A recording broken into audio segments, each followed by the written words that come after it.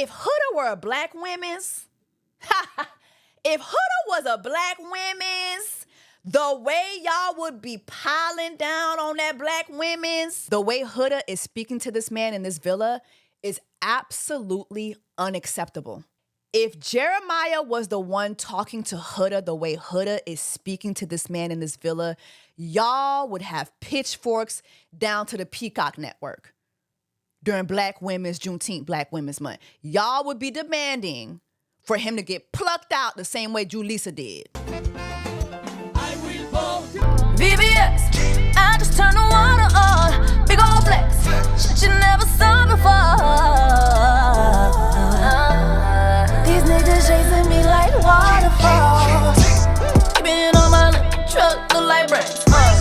Now, before we continue with this video, I would like to thank DraftKings for sponsoring it. DraftKings is hands down the best money casino game. You can choose over 300 real money games like slots, blackjack, roulette, and live dealer games, whatever you want. With more real money games added regularly, DraftKings Casino is changing the game with new ways to play and a wide selection of exclusive DraftKings slots and blackjack games you can't find anywhere else. There are games for every player, so you can cancel your hunt for an online casino. It's also safe, secure, and reliable. DraftKings Casino is the most rewarding place to play this spring. It's the home of the biggest online casino jackpot win ever, with a player in Michigan hitting the biggest online casino jackpot win ever at $9.2 million.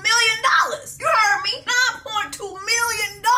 Can you count to 9.2 million? Could you imagine winning $9.2 million? That's $9,200,000.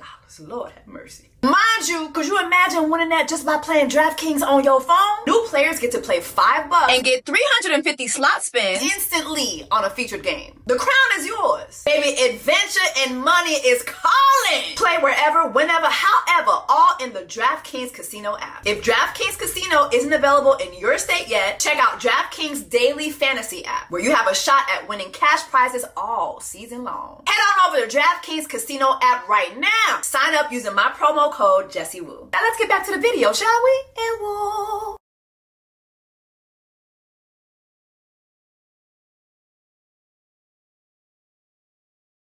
What's up, guys? It's your sister, Jessie Woo. Welcome back to my channel. If you're new here, make sure that you subscribe. So you can join the Black Women's Tribe during Black Women's, it's Juneteenth, Black Women's Month. It's Black People Juneteenth, Black Women's Month. If you are white, sit tight. If you white, sit tight. Tomorrow's Juneteenth, go to work. Al travail. Go to work, go to work, go to al travail. If you white, go to work. Go to the fields immediately. Al travail. To the fields. Jodi a c'est pas pour lié. Jodi a c'est pour Black American yo ye. Go to work. Go to work. If you white, sit tight behind that desk. Point blank period. I don't know who the fuck told y'all could be off today. I don't know whose idea it was to give white people Juneteenth off, but we need to scratch that idea off the board immediately, okay? Make sure that you like this video, share it, leave a comment. Okay, let's get into Love Island. I have a lot of thoughts, and usually I do a well thought out review. This ain't gonna be that. We're gonna have a conversation about love bombing. We're gonna have a conversation about abuse. And we're gonna have a conversation about the double standards that exist when it comes to men and women and how we show up in relationships and how women can get away with a lot that men should not get away with. Still do though, but should not get away with. Love Island, episode 12. Listen, episode 12 deserves an Emmy. Episode 12 deserves an Emmy. Huda honestly should have been sent home. I'm all caught up. I don't understand why Huda is still not home. I don't understand why Huda is still in this villa. I'm going to need the Islanders to blink twice. Blink twice. Are y'all in danger? Are y'all in danger? Because I'm not understanding how after last night, how y'all all saved this woman. Somebody has to explain that to me. M'pa comprendre.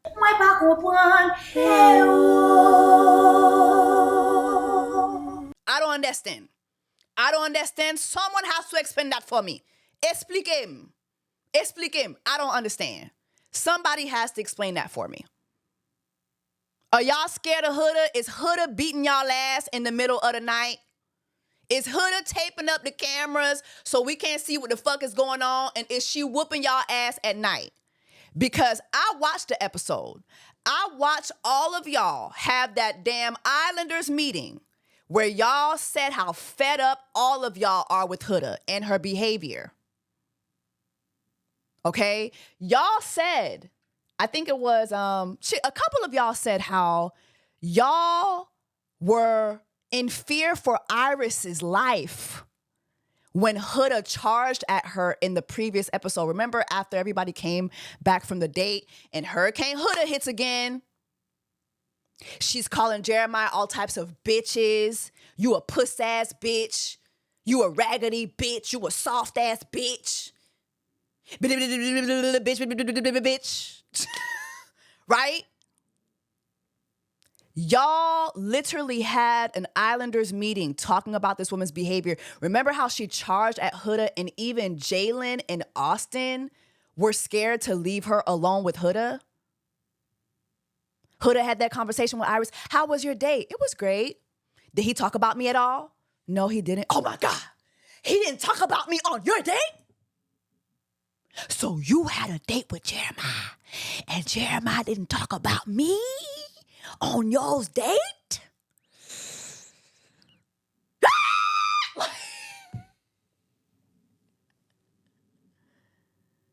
Y'all all have seen the way she's talked to Iris, the way she's talked about Iris, calling her a bitch. I don't fuck with that bitch. I don't trust that bitch. That bitch got bad intentions. She's a bitch. All because she expressed interest in Jeremiah, even like during that elimination, where America voted Huda to go home. America wanted Huda to go home. Let's just keep that clear. Let's make that clear. Mr. Beans and Toast got sent home, but that's not what America wanted. Y'all Islanders saved her, knowing how disgusting her behavior has been on the show. And even then, even at that elimination, do y'all remember what Huda said? Oh, I think America wants me to go home because Iris expressed interest in Jeremiah. The way she flips shit, the way she gaslights, the way she manipulates things, and y'all still saved her again. I'm sorry. At this point, I'm looking at all y'all sideways. Y'all are fake. Y'all are fake and phony. This little meeting that y'all had at the end of this episode where y'all were chatting in the girls' room and Sierra was like, listen, like, I'm going to need her to tone it down with all the bitching, like the bitches. Like Sierra told Huda, hey, can you tone down calling Jeremiah a bitch? Like, it's enough is enough. Like, she's going to have to change that. Is she the way y'all keep saving her? I'm not understanding. Somebody has to, during Juneteenth Black Women's Month, somebody has to explain that to me because y'all are confusing me. I'm confused at this point. I'm so confused. Let me just run through the couples real quick. Olandria and Jalen, I'm not surprised at how that turned out. I'm a little disappointed because I do feel that Taylor has been playing in Olandria's face this entire time. Okay? The only time Taylor stepped up is when he saw a big dog. She don't want no puppy. She want a big dog. Now, it was clear that Olandria didn't like Jalen to me when she left that massage date. Mind you, did y'all see all that ass that Olandria had on them people table, on them people massage table, and how beautiful she looks? Olandria is gorgeous. Like, Olandria has the face of an actual goddess. Like, the face of an actual goddess. It was clear to me that she didn't like Jalen when she came back from the date and Jalen was asking her about the date and he asked her, oh, did y'all kiss? And she was like, hell nah. I was taken aback by that. But anywho, it was sad to see Jalen walk up to that door. It was sad to see Jalen walk up to that door and the door was locked. But honestly, I think that Jalen was a little bit too country. He was a little too country. He was too country for Olandria. this being his first time out the country, you know, him being from a very small town, you know, him just being a trucker and not really having other interests, really. I don't think that that's what Alandra is looking for. But also, like, I don't think that Taylor is it. However, Alandra says she feels like she's back home, child. So I guess I'm going to support my sister. Nick chose Sierra. Sierra chose Nick. I like them too. I just feel like we have hardly seen them lately. And also, I want to see Nick step up to the plate more. I don't think he's stepping up to the plate enough when it comes to Sierra. Ace chose Shelly and Shelly chose him. I'm not excited about that. I love it. Ba-da-ba-ba-ba. I'm loving it. I'm loving it. I like them together. But, you know, Ace Topher Columbus is an explorer. The next time a bombshell walks in, is he going to give Shelly, Manushkati Mali, Judone Jean-Baptiste the same speech that he always gives her? Hey, I like you, but I'm finna go explore. I like you, I'm finna go explore. I like you, but I'm finna go explore. Are we going to get that same puss-ass speech? Speedy Gonzalez? Okay? Because if I hear that motherfucking speech one more time, we finna vote your ass off the island. I will vote. Okay. During Black Women's Juneteenth, Black Women's Month. Stop playing in Shelly Manushkati Mali Dieudonné Jean-Baptiste's face. Stop playing with her. Stop motherfucking playing with her. Period. I want to kind of revisit Huda again, too, because Ace is having a conversation with Huda, right? That night. And remember, Ace, again, he tells her, yo, y'all give off too many red flags. Being locked in too early, like, you know, the way that y'all have just basically been controlling the game when it comes to y'all. I just call bullshit on that. And so Huda's like, you know, I'm a mother. I've got to tell you something that I haven't told you just yet. I'm a mother. And Ace is like, oh my God, my mother's a mother.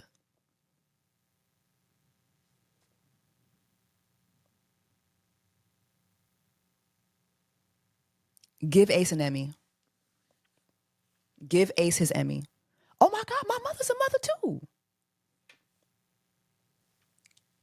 Deceased. I was deceased. The way he didn't give no fucks.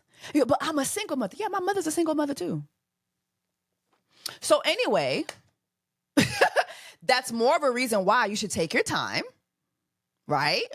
I saw my mother go through certain experiences, so let me advise you to take your time. He ate that. Sorry, he ate that the fuck up. Didn't give a fuck, presented her with facts, don't care.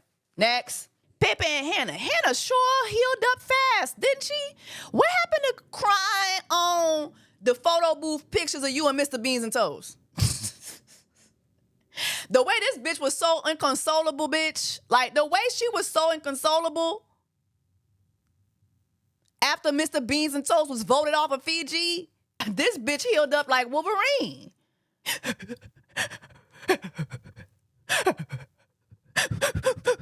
Every 5 seconds? What happened to that? This bitch healed up so motherfucking fast. Remember when she was getting ready for the night, she was putting on lip gloss and she was like, you know, no, I'm not going to put on lip gloss because I'm just going to kiss it all off. Bitch! I know Mr. Beans and Toast is at home like, well, what the fuck happened to our connection? What happened to the... Listen, that Spaniard did what he had to do, child. He colonized her ass. Have Spaniards ever colonized anybody white?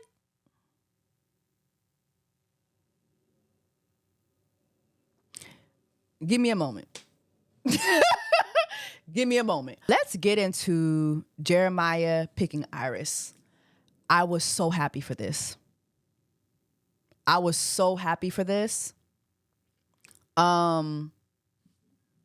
wasn't shocked because I was actually kind of shocked, and you could see the villa was shocked too, simply because I feel like even though him and Iris had a great date, I felt that they had a conversation afterwards where it was a good conversation, but I felt like he still gave hesitant. And then we still saw him in Huda's face trying to apologize, you know, through, even though she kept calling him a bitch this, bitch that, bitch this, bitch that. You know, I think what the nail in the coffin was for him was that conversation where he said to her, where Jeremiah told Huda, listen, I think we need to dial things back. I think that we got too intimate too soon. And I really want to be friends. And did y'all notice as Jeremiah was doing that, right? She went from extremely irate to now facing him, wrapping her feet around him, you know, putting on the googly eyes, you know. And one thing about Huda, when she doesn't get her way, she does two things. She gets violent or she gets hypersexual. Usually she will go sexual first, right? But if that doesn't work, she will get extremely violent, right? And I think at this point, she's at her wit's end because the calling him a bitch to the entire villa repeatedly, a soft-ass bitch. And then, like, when they had the conversation in the speakeasy, he apologized to her for not being there immediately for her. But she immediately was like, no, you want to play the victim. You want to play the victim. It's always about you. It's never about me. You're not a real man. Be a real man. You didn't make me you made me a raw ass pancake. She brings up the pancake shit again. Like, it's always him. She always has like a book full of notes for this man, but never has any responsibility to take, any ownership in what happens. America voted me at the bottom because they see that you're not being a man. It's all your fault. America voted me down to the bottom because of you. They see how you're treating me. And that's why they voted. No, ma'am. America fucking hates you. That first thought that you had when you said, America hates me, you were right. America does fucking hate you. America hates your fucking behavior. The way you behave is absolutely unacceptable. The way you talk to Jeremiah is absolutely abusive. You are mentally draining. You are emotionally draining. You are verbally abusive. And you're not just verbally abusive to Jeremiah. You're verbally abusive to other women. Iris is not the first woman that she was talking like that about, too. I think Sierra was another girl that she was like sideways talking about. You know, Olandria, I feel like if she didn't know that Olandria could halfway beat her fucking ass, she would have called Olandria a bitch for making out with Jeremiah in that cabin during that challenge. She know who the fuck to play with, though. But we're all watching you, the way that you speak, the things that come out of your mouth. And again, you have a villa who shook, like Huda has single-handedly hijacked this show to the point where it's affecting everybody's experience. Do y'all remember how the night after the last elimination, like in the wee hours of the morning, when the Spaniard and Hannah, Jeremiah and Iris, Olandria and Jalen got sent on that date, Huda gets up in the middle of the night like a fucking Chucky doll.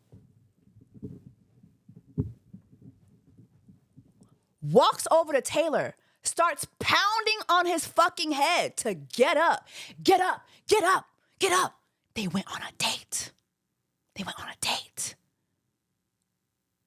We see this. You don't think we're seeing this? You've seen Love Island before, Huda. We see all of this. We see your behavior. You're chastising Jeremiah. You went on a date with another woman. Even when she was talking to Iris. Well, what was your guys' date? Oh, it was a lunch on the beach. He knows that's my favorite. You went on a date. You went on a date. My favorite date. As if the man has control over what the fuck the dates are. He can't control that. This bitch is psycho. So they're having this conversation where he's like, listen, like, I want to dial things back. And she's like, dial things back? You've been fingering me for 40 days and 40 nights? You think you're going to finger me and dial things back? You think you're going to have sex with me and dial things back? I told you about my daughter. And you think you're going to dial things back? You're a love bomber. And that's the conversation I really want to have.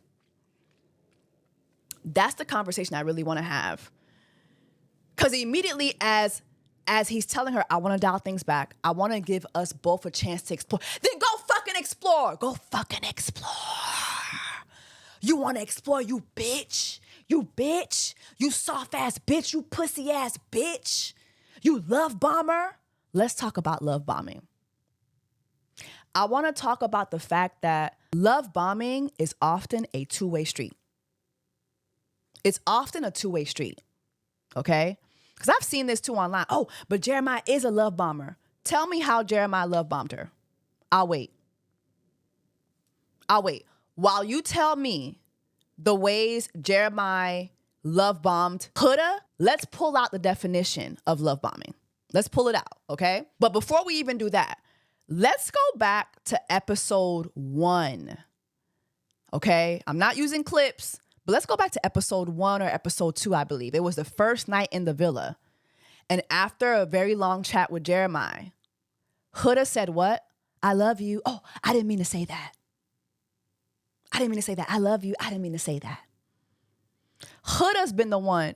Huda went and told him about her daughter and immediately started planning their life together. Oh, my daughter's going to love you. She's going to like you. Every other comment is about, oh, don't do that. Don't dance like that at our wedding. We're the mom and dad of the villa. The first person to pull out the word love, let's talk about love bombing. The first person, the only person to pull out the word love in the villa has been who? Huda. When she told Jeremiah, I love you. I didn't mean that. After their first long chat. Is episode 1 or episode 2? Okay? Let's just start there. Now let's bring up the definition. By definition, this is what love bombing is. Where an abusive partner is bombarding love onto their victim and is part of an emotional abuse and coercive control. I ask you again. Who's the love bomber here?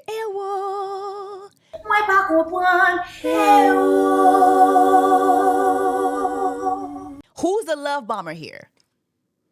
Who has been fighting for control over the other partner's actions? Huda. Who has been coercing the partner into behaving how they want them to behave? Huda. Every time a bombshell comes in, we could just use Iris, first example. Iris expressed her interest in Jeremiah. Oh, no, sorry. We're married. No, we're together. Iris goes to Jeremiah. Jeremiah's like, I mean, we're not closed off, but we're definitely like, we're almost there. That's control. That's coercing. That's control. You're controlling the narrative and you're trying to make even Iris behave how you want her to behave. 1 minute you're calling her a bitch. The next minute, oh, I love you. Hugging her down. Even in this episode, watching Jeremiah not save Huda, but watching Iris save Huda. And by the way, Ace, what the fuck were you doing? Hold on. Parce que m'pa comprendre. what the fuck were you doing? Why did you go stand behind Huda? And then when Huda went to go give him a high five, hell nah. Nah, hold on. Don't piss me off. Ace the Menace. I ain't gonna hold y'all. I am an Ace apologist. I am. That man is great TV. I'm sorry. That man is great TV. Great TV. That man is he is a producer's dream for a reality show. But you playing a little nasty ass game. Why did you save Huda? You of all people. Why'd you save her? See, again, it's like, remember, Ace has always had a little chip on his shoulder when it came to Huda, because Ace wanted Huda. Remember that challenge where they had to cover their eyes and go kiss folks, and they had to keep it under wraps who they kissed? He kissed Huda. Remember that conversation between him and Huda where he said, yo, like, you being closed off, it's made other men who want to talk to you not want to approach you. Oh, no, I'm not closed off. Mind you, she was mad at Jeremiah. When Jeremiah said, well, we're not closed off. What do you mean we're not closed off? You had just told Ace you're not closed off. Ace, that's why I'm not too excited at Ace picking Shelly, because it's like, are we going to hear that fucking speech again? I'm going to go explore. It's time for me to explore. Ace-topher Columbus. So let's go back to love bombing for a moment, right? According to experts, love bombing happens in 3 stages. So the first stage is idealization, right? So by definition, this stage is marked by intense expressions of love, affection, and attention. The love bomber may shower their partner with gifts, compliments, constant contact, creating a sense of being swept off their feet. They may also pressure the relationship to move quickly, including early declarations of love, wanting to meet family and friends quickly, or wanting to move in together. This phase aims to quickly establish a deep connection to make the recipient feel incredibly valued. I ask you again, when it comes to Jeremiah and Huda, who is the real love bomber? Simply by definition of this stage, who is constantly maintaining constant contact? I can't remember who pulled Jeremiah for a chat. I think it was Iris. And Huda went to Ace. Why the fuck is she pulling him for a chat? Why is that bitch pulling him for a chat? She constantly wants to be the only one in communication with him. I think Jeremiah one time expressed that he told someone that they were having a rough patch. Nah, don't fucking talk to anybody about what we got going on. She constantly, you talk to me. Even when, I can't remember what conversation was happening. And Jeremiah was talking to someone else and she was like, I'm the one who comforts you in this villa. I'm the one who comforts you. If you're looking for comfort, come to me. My daughter's going to love you. She's going to like you so much. She's going to love you. At bedtime, the sex, the fingering.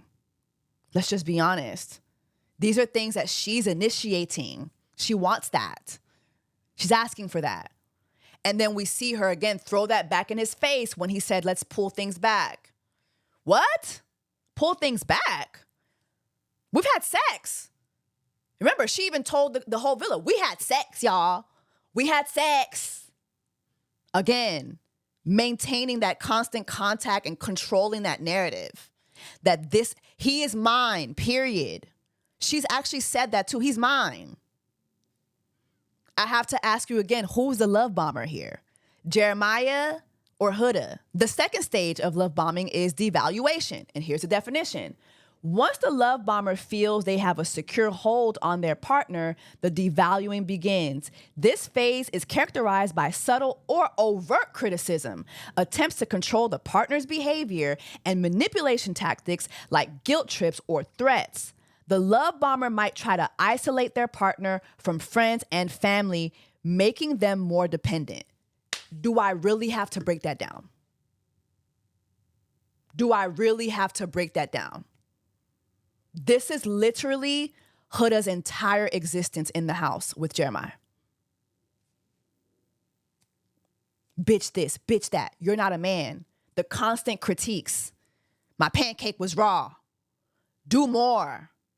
Step up. You're not doing what Ace is doing. Ace is planning dates. You're not doing that. You're not a man. You're not a real man. You're not a man. You're not a man. Finish your plate. Finish your food if you're a real man. Why are you letting another man cook for me? You're not a real man. Bitch, bitch, bitch. I mean, it's so overt. It's so overt. The isolation. We've all seen how she's isolated him. So where he can't even, the moment he spreads his wings somewhere else, she's attacking him. She's attacking that person. She's attacking him. She's attacking that person. The isolation. Do y'all remember the conversation that she had with him in bed that one night when she said, I need you to turn on your location. Your location has to be turned on. Remember that? That's isolation. I need to be where you're at all times, even if I'm not there. That's isolation. That's control. It's control. Third stage is discard. Okay, let's explain that. When the love bomber no longer finds the relationship fulfilling, or if the recipient tries to assert their independence, they will likely discard their partner. This ending is often abrupt and confusing for the recipient, who may feel responsible for the relationship's failure. The love bomber may disappear or blame the other person for the problems. All Huda has done is blame Jeremiah. Jeremiah is constantly like this.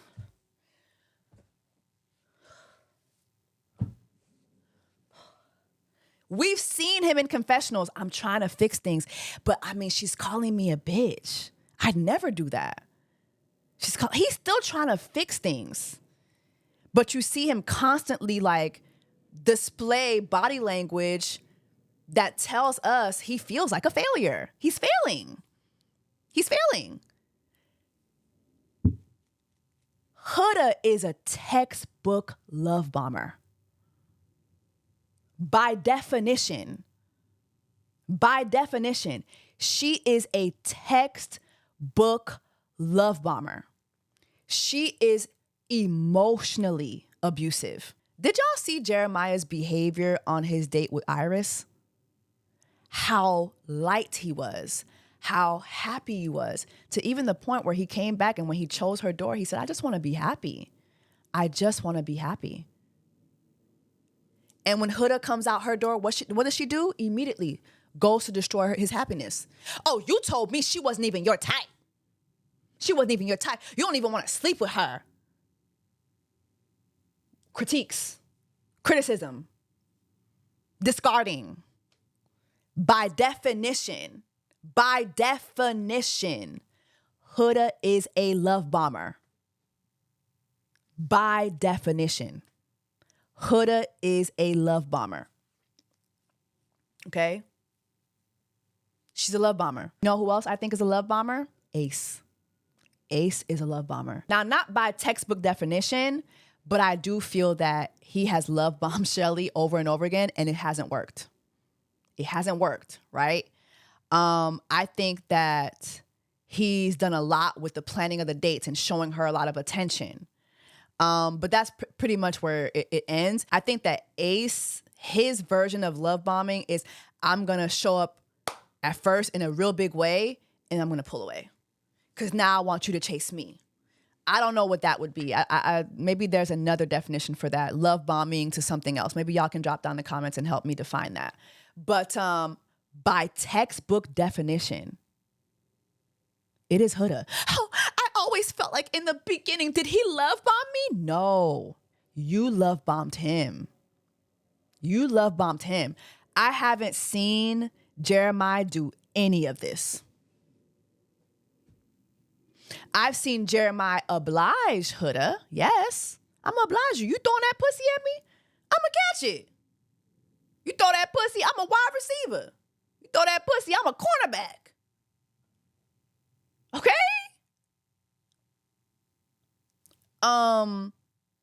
He's done the bare minimum. He's done nice things for her, but I I have not seen him love bomb her. I haven't seen him even use the L word. And so anyway, I know my coverage of these episodes are a little different, but I want to get into this because I truly think that the love bomber here is Huda. But not only that, there are a lot of folks out here okaying her behavior. And I'm here to tell you, as a woman, if you are calling your man a bitch, you need to leave that man alone.